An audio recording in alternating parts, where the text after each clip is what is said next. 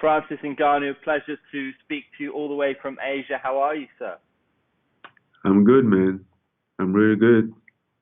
How's preparations going for you then? Looking at social media and everything, you look happy, you look strong, you look confident. Yes, everything went well, and I'm just prepared to go there, put some show. So yes, that's why. Um, and I'm also excited for this fight. I know it. I'm excited. Woo! Well, it's a great matchup, isn't it? In in Is junior, it? you've got a former champion. You fought for the belt before. Does it feel like you're the next generation for the heavyweight division? That you're the future. Is that what it feels like to you? I mean, it's not just for me. I think he might feel the same for you as well. So yes, Junior is a former champ, and he has been around for a very long time. And I mean, I'm a little bit advanced in age, which is 32 years, but I just started uh, like 6 years ago. So I'm kind of like a new blood for the new generation, and probably the young, yes, the young guy in the heavyweight division. After your last fight, it was emphatic. Do you feel a lot of confidence looking not just your last fight, but your last two performances? Do you look back on them and smile? How significant is it when you've won that convincingly going into this one? I mean, it must make a huge difference for you. The last two fights helped me to get regain confidence in myself. But when I wanted to look up to, there wasn't much to see. The two fight combined, there wasn't enough to see. So, but he gave me a lot of strength, and helped me to be confident, more confidence again. You train a lot at the UFC PI, and when I was there, I was fascinated by the technology there. I mean, with the octagon, how you can look back at the tape, you can create that situation. Are you somebody who studies videotape a lot of your former fights? Not really, because usually my fight doesn't last long, and I'm not the guy who study videos a lot. That's not my job. I think that's for the coaches. I'm just here to like train and fight. A lot of people say you learn the most when you lose, but you could say that's also a cliche. We don't know because we don't fight. Do you agree with that? Do you think you learn more from losses than you do from wins, or does it depend on the situation? Yes, I 100% agree with that. It's not just like a cliche. For example, when I fought Stipe that night, I think I learned more than in my 4 years in this sport combined, and because he helps you understand what's wrong, he helps you to understand how you should do things, and how you can improve.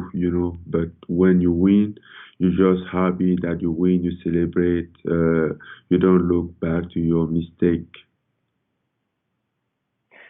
Do you feel now more comfortable in all aspects of the game? Your English is fantastic. You seem very comfortable with the media side of everything, and all the circus that goes around fight week.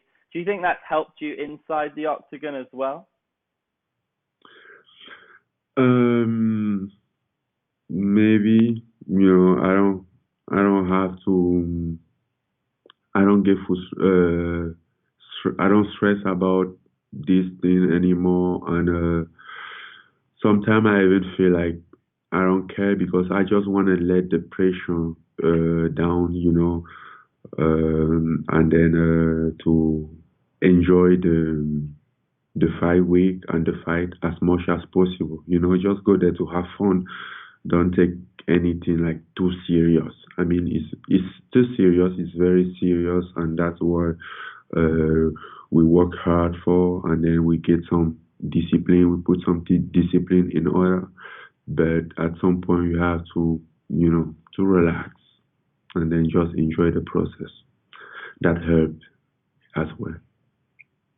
The matchup between you and Dos Santos is an interesting one. Sorry, sir, what were you saying? No, I'm saying, and that one of those things that I learned for the Stipe fight, you know. So Mm. you've But learned, do you think you've learned to deal with the pressure more than ever now? yes, definitely, as a lot of almost all these guys, they kind of grew up with competing. They grew up competing, which is not my case. So I just have to deal with it. Now I have to learn anything about competition, how to deal with pressure, how to deal with fight, how to deal with everything.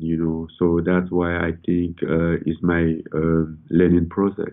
And the hardest thing is like I don't have a chance. I don't have the to learn from the bottom like them. So I had to learn like for the very high level, which makes things very complicated. When you're like amateur or very young early in your career, one loss doesn't impact your career. It doesn't really matter. But at this point, everything counts a lot. So that's my unfortunate case. But I take the oath. I deal with it. I try to handle it as much as I can. I always have to deal with odds. So it's okay. It's an interesting matchup between you and Dos Santos because there's not a lot of really high level opponents that you haven't already fought. How conscious are you that DC is going to retire soon? And are you just hoping that he's going to stick around long enough for you to fight him if you win this fight? I'm not concerned about anything.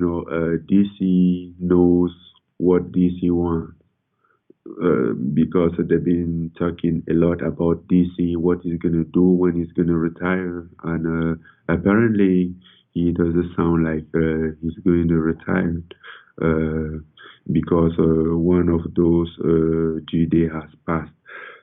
But the end of the day, we still have a lot of great opening in this division, and also I still have some undone job with Stipe.